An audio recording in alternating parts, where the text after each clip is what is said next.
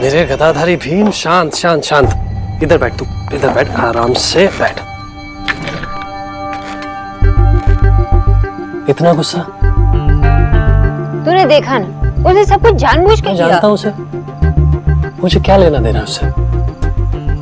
सुना, मैं तुझे जानता हूँ और जानता हूँ तू कितनी स्ट्रांग है। इतनी स्ट्रांग है कि 7 साल पहले तूने अपनी लाइफ के लिए एक डायरेक्शन चूज की थी। अब अगर कोई रास्ते में आके खड़ा हो जाएगा तो अपना रास्ता बदल देगी। हाँ सुना, ये देख ये सब, ये नाम, पैसा, शोहरत, अवार्ड, वैसे वो वापस किया उसने कि नहीं? ये सब तूने अकेले अचीव किया। सोना, तू अपनी एनर्जी इन सब बेकार की बातों में वेस्ट नहीं कर सकती है। अब टेंशन मत ले, ठीक। टेंशन कैसे नहीं लूं? तुझ पे इतना पैसा इन्वेस्ट किया है मैंने, तेरा बिजनेस पार्टनर बनाऊं। अब तू ऐसे टेम्पो लूज करेगी तो मेरा तो पैसा डूब जाएगा ना। एक्सक्यूज मी, तेरा पैसा नहीं डूबने वाला, ओके?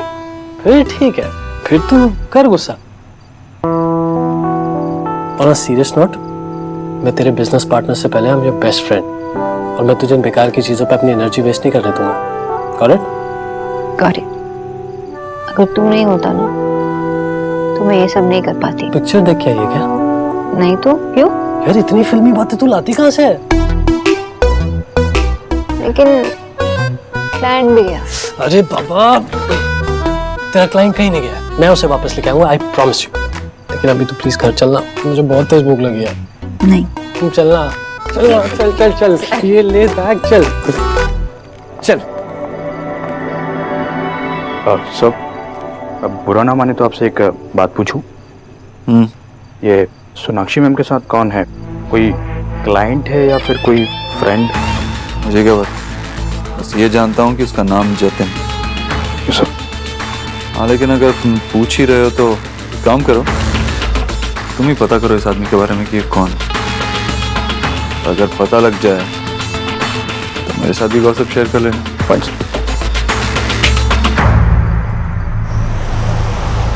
आशा, तुमने दो ही माश बनाया? 15 बार पूछ चुके हो। चलो अच्छा। अब मैं क्या बोल रहा हूँ ना, वो जतिन का फेवरेट है, मैंने पिछली बार पूछा था उससे। अच्छा, पायस बनाया है क्या? हाँ बनाया है। और सुनो, तुम ना जरा आराम से रहो, ओवर एक्साइटेड मत रहो। इतने दिनों के बाद आ रहा है, उसको आराम से सेटल होने देना, उसके सर पे मत बैठ जाना। अरे तुम मुझे ऐसे टोक क्यों रही हो? मैं जैसे चाहे उससे बात कर सकता हूँ भाई। मैं उससे, लगता है आ गया Jatin. Jatin, welcome welcome, come on छोड़। अम्मी, बालवाची, काका, काकी, खुश रहो, खुश।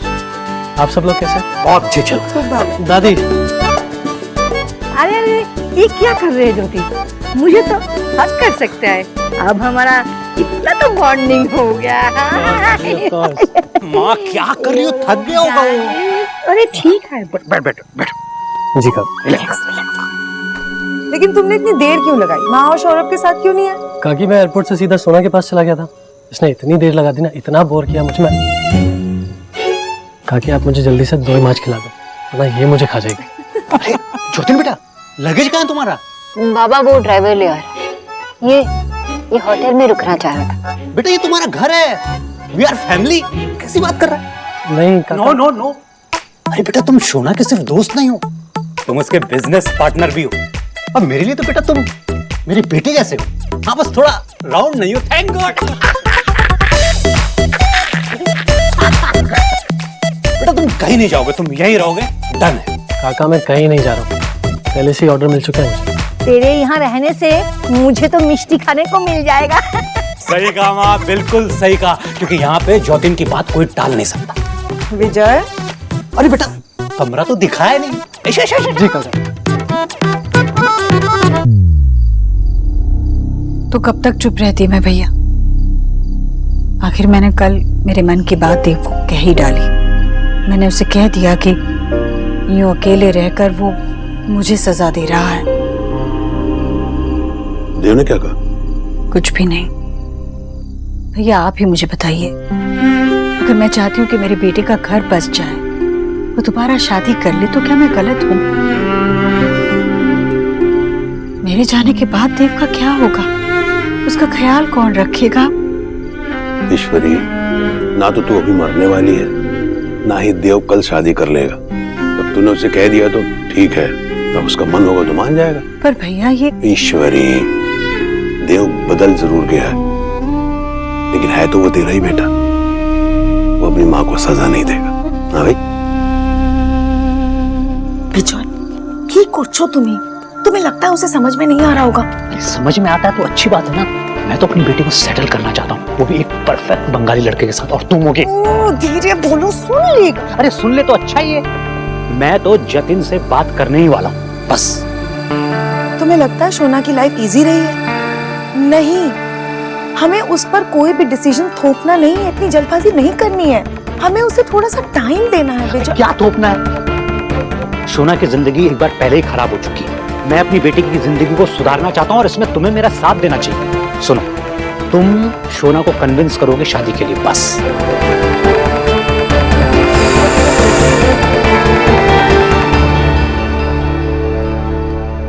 उप्स, लगता है मैं गलत रूम में आ गया। आपका ही रूम है, आपका ही बेड है, और आपका ही जूनियर है, और आपका ही रंग रूम वाला जो पुराना हो गया। अच्छा ठीक है, ये क्या है?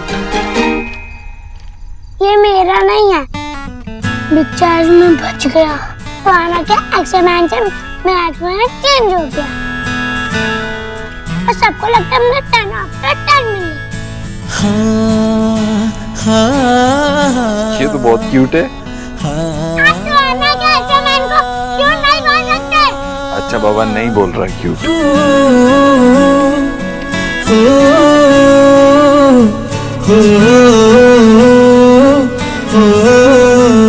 गोलू, तू मुझे अपनी क्लासमेट से मिलवाएगा क्या? बहुत मन कर रहा है इससे मिलने का।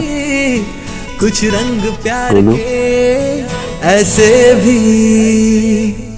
कम ऑन सोना, ये बात देव से कब तक छिपी रहेगी? कभी ना कभी तो पता चलेगा ना उसे। जतिन इज राइट सोना। कल को देव को कहीं और से पता चले, उससे अच्छा तू ही उसे बता दे, ताकि कल को कोई और ब्लेम ना डाल सके तुझ पर। दादा, मैंने सुहा को चॉइस भी दिया था, लेकिन उसने मना किया, तो मैं क्या करूं? मैं ये सोच रही हूँ, अगर देव को सुहा के बारे में पता चलेगा, दादा अगर देव ने सुहा को मुझसे छीन लिया तो अगर ऐसा कुछ हुआ दादा, तो सुहा के बिना नहीं रह पाऊंगी। I will die. ऐसा मत बोल सोना। Everything will be fine. Dev भैया, भैया देव कहाँ है? वो गोलू के स्कूल गया है। एक तो उसकी चोट पूरी तरह से नहीं भरी है, क्या जरूरत थी गोलू के स्कूल जाने की? उसके स्कूल का असाइनमेंट था जो माँ बाप के साइन करवा के ले जाना होता है। अभी एलिना और विकी तो भूल गए, पर देव को याद आ, इसलिए वो साइन करवा के ले गया है, ताकि टीचर की डांट ना पड़े गोलू को। ईश्वरी, मुझे तो ऐसा लगता है कि गोलू का पापा विकी नहीं, देव ही है। तो देव ही जब गोलू के साथ होता है ना, तो बिल्कुल पहले जैसा हो जाता है। भैया आइए, आपको एक चीज दिखाती हूँ। क्या? आइए तो सही। ये रोनित त्रिपाठी की असाइनमेंट है, प्लीज सबमिट कर दीजिएगा। गोलू, बेबी गर्ल अपने पापा से मिलना चाहती थी, उनसे बात करना चाहती थी, क्योंकि उसने अपने पापा को कभी देखा ही नहीं। वो इतनी ब्रेव थी कि वो अपने पापा की बड़ी सी सिटी में आ गई, ताकि वो उन्हें ढूंढ पाए। कौन से प्लेन में बैठ कर आई थी, जब प्लेन से चले जाए। वो रोज को अच्छे प्रे करती थी कि उसे उसके पापा मिल जाए। उसे पता था कि गॉड उसकी बात जरूर सुनेंगे और उसके पापा से मिल जाएंगे।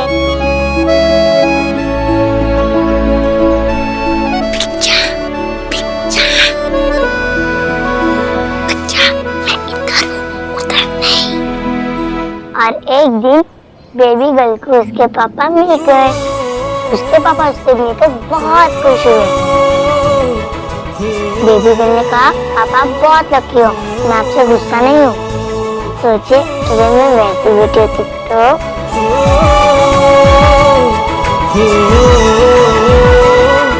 मेरे अलावा सबके लिए टाइम है तुम्हारे पास। पर मैं तो सोचो मैं ऐसा हस्बैंड होता तो। उसके पापा ने सुनकर जोर से किया और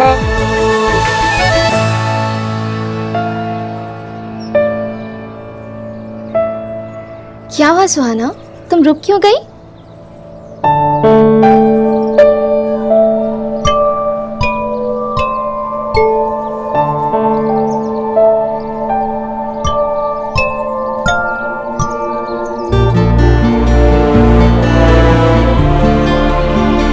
हेलो मिस्टर दीक्षित।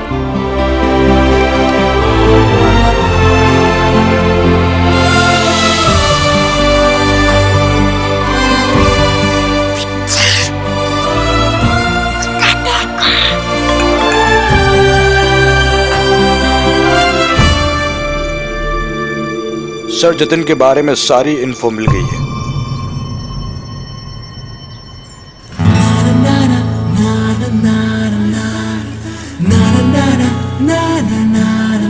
और फिर उसके पापा ने कहा कि वो उसे कभी छोड़कर नहीं जाएगी। कुछ रंग प्यार के ऐसे भी, कुछ रंग प्यार के ऐसे भी। देखा भी नहीं, सुहा को देख।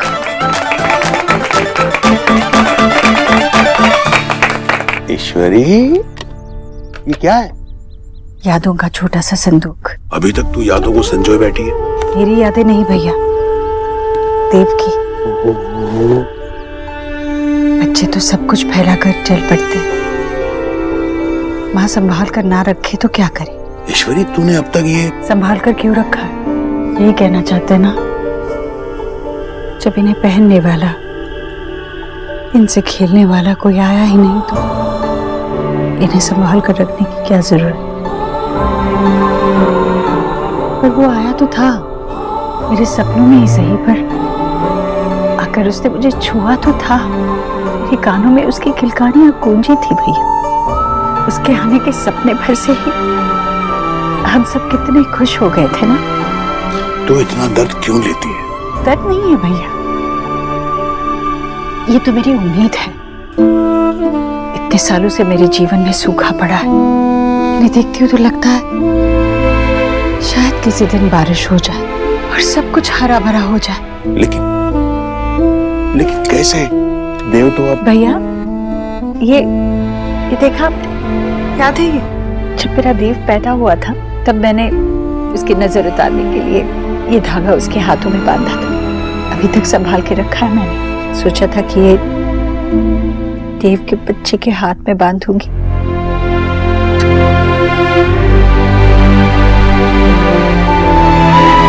एक बच्चे के आने की उम्मीद ने मेरे देव को नास्तिक से आस्तिक बना दिया था।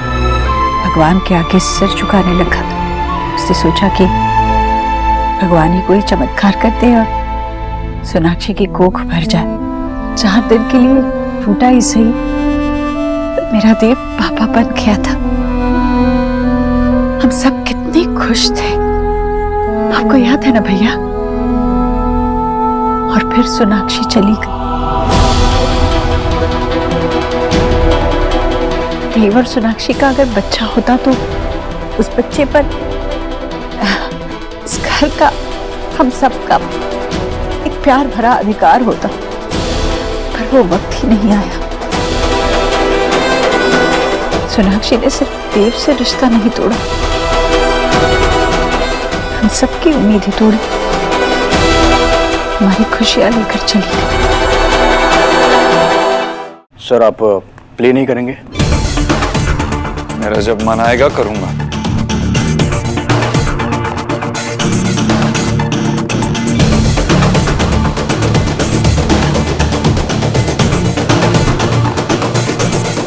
सर नाम है जतिन रॉय, एज 32, कोलकाता से बिलोंग करते हैं। वाइफ की डेथ हो चुकी है। स्कूल और कॉलेज में गोल्ड मेडलिस्ट रह चुके हैं। काफ़ी ब्रिलियंट है सर। सर ये स्मॉल बिजनेस में इन्वेस्ट करते हैं और यही इनका फोटे है। ऑलमोस्ट हर बिजनेस इन्वेस्टमेंट सक्सेसफुल रहा है सर। साल का टर्नओवर भी काफ़ी अच्छा है सर। मुझे ना ही इसके छोटे बिजनेसेस के बारे में जानना है और ना ही इसकी क्वालिफिकेशन के बारे में। पर्सनल लाइफ के बारे में बताओ। Girlfriend, wife? नहीं सर, अपनी वाइफ की डेथ के बाद ये किसी से इन्वॉल्व नहीं है सिवाय अपने काम के। और अब क्या? दोबारा शादी करने का सोच रहे हैं सर। एक सरप्राइजिंग बात यह है कि सारे मैट्रिमोनियल कंपनी के एलीट फैमिली के प्रपोजल्स इन्होंने रिजेक्ट कर दिए। और सर और क्या? ये डॉक्टर बोस के साथ आज बाहर लंच पे गए थे। उसकी वीडियो रिकॉर्डिंग है हमारे पास। कहाँ है? सर वो नेक्स्ट फोल्डर में है, आप चेक कर सकते हैं। कॉफी नहीं चाहिए। अरे क्या हुआ, आप कहाँ अटक गए स्टोरी? हीरो हीरोइन के मीटिंग पॉइंट पर। भाई मिल तो रहे हैं ना हीरो हीरोइन? हाँ, और वो भी 7 सालों बाद। इसलिए समझ में नहीं आ रहा कि उन्हें कहाँ मिला, पेड़ के नीचे या हुगली नदी के बीचों बीच। लेकिन थोड़ा सा ओल्ड फैशन नहीं लग रहा है? थोड़ा सा माँ, बहुत ओल्ड फैशन है ये सब। मुझे एक बात बताओ, आज के रीडर ये बोट और पेड़ के पीछे कहाँ रिलेट कर पाते हैं? ये कुछ जम नहीं रहा है। एक आइडिया है, आपकी हीरो हीरोइन किसी अच्छे से चाइनीज रेस्टोरेंट में मिलने चाहिए। वाह, क्या सोचा है बेटा। हीरो हीरोइन को दिन भर चाइनीज रेस्टोरेंट में बैठ के खाना खाना चाहिए। अरे तेरा बस चले तो दिन भर उनको वहीं खाना खिलाता रहे और पूरी स्टोरी वहीं खत्म कर दे। रोमांस के एक्साइटमेंट में बेटा खाना कहाँ याद रहता है? टू ओल्ड फैशन बाबा, साइड ना प्लीज। एक मिनट। तू प्यार के बारे में क्या जानता है? कभी किसी लड़की से प्यार किया है? कोई गर्लफ्रेंड बनाई है तूने आज तक? बाबा, आपसे किसने कहा कि मेरी कोई गर्लफ्रेंड नहीं थी?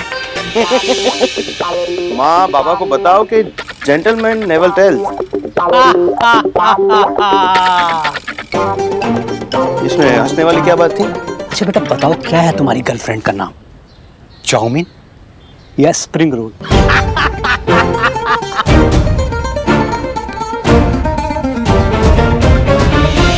आप ही कहते हैं ना, देव गोलू के साथ बिल्कुल पहले वाला देव हो जाता है। वो गोलू को बहुत प्यार करता है। पता है क्यों? क्योंकि मेरे देव के मन में अब भी बहुत प्यार छुपा है, लेकिन बस वो ये प्यार सिर्फ बच्चे को दिखा सकता है। जाहिर सी बात है भैया,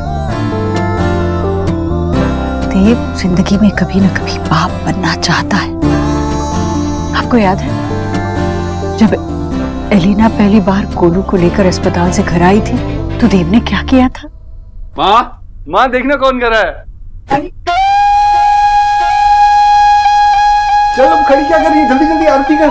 मेरा शेर कर रहा है, मेरा टाइगर।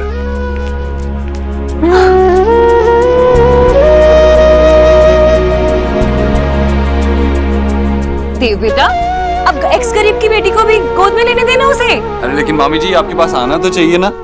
तो मेरी गोद में ही रहना चाहता है। क्यों? पता है हमारी फ्रेंडशिप भी हो चुकी है।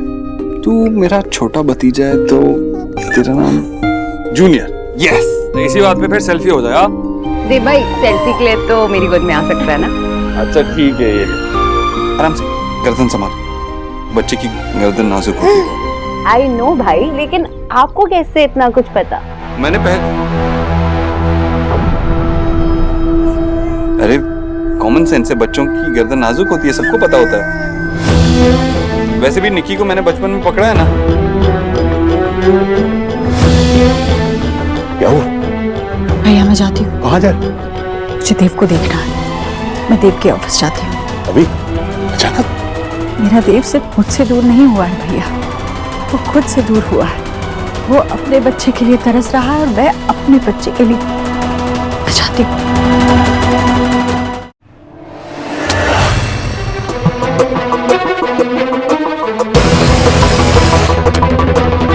मैं सिर्फ लंच के लिए कहा, तूने इतना अच्छा सरप्राइज दे दिया। Thank you so much, it's so beautiful. इतना तो बनता है ना यार। सुना, इतने दिनों बाद तू और मैं लंच के लिए बाहर आए हैं। It has to be beautiful.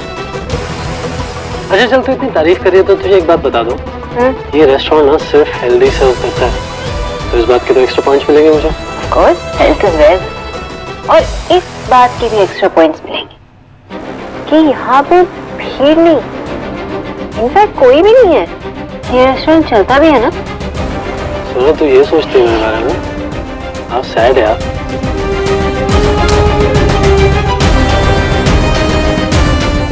खाली क्यों है? सर वो जवाब दो मेरी बात का। जतिन ने पूरा रेस्टोरेंट बुक किया था। आई मीन शायद I am not sure about it.